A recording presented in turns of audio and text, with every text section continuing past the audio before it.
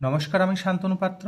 তোমরা এখন দেখছো অ্যাম্বিশন স্টাডি। আমরা আলোচনা করব 63 দাগের যে ম্যাথটা আছে। এটা হচ্ছে WBP 2025-এর প্রশ্নপত্র। অঙ্কটা আছে, বার্ষিক সরল সুদের হার শতকরা কত হলে ওই হারে কোনো টাকার 10 বছরের সুদ ওই টাকার 2/5 হয়। তাহলে অঙ্কটা তোমরা লিখে নিতে পারো অথবা মনে রাখতে পারো। আমরা এখানে কোন জিনিসটা জানি না, সেটা হচ্ছে বার্ষিক সুদের হারটা আমরা জানি না। এটাকে তাহলে R% ধরে নাও, যে সুদের হারটা হচ্ছে R%। আর কোনো টাকাটা কত, মানে আসল, মানে যেটাকে প্রিন্সিপাল বলা হয় P, এটাকে আমরা X টাকা ধরে নিচ্ছি। এই দুটো জিনিসকে আমাদের ধরতে হবে। এইবার দেখো, এইখানে একটা জিনিস দেওয়া আছে, 10 বছরের সুদ ওই টাকার 2/5। তাহলে সুদ মানে ইন্টারেস্ট, তাহলে ইন্টারেস্ট কত হবে, ওই টাকা মানে এক্স, তার 2/5। তাড়াহুড়ো করার কোনো প্রয়োজন নেই, বোঝাটা আস্তে আস্তে বোঝাই ভালো। 2x/5 হচ্ছে।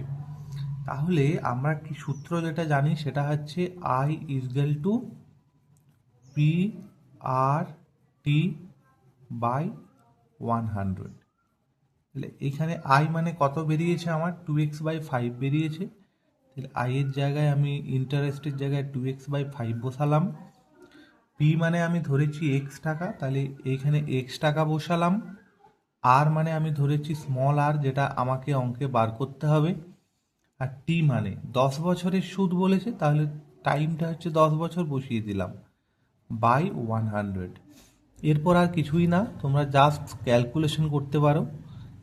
এই এক্সের সাথে এই এক্স কেটে যায়, তাহলে এই নিচের সাথে নিচ কাটাকাটি হয়, তাহলে আরও সহজ হবে অঙ্কটা। তাহলে এক্স আর সমান কত হচ্ছে, যেটা আর আমাকে বার করতে হবে, ক্রস মাল্টিপ্লাই করলে হচ্ছে 2 × 4। তার মানে আরটা হচ্ছে আমার কত, 4%।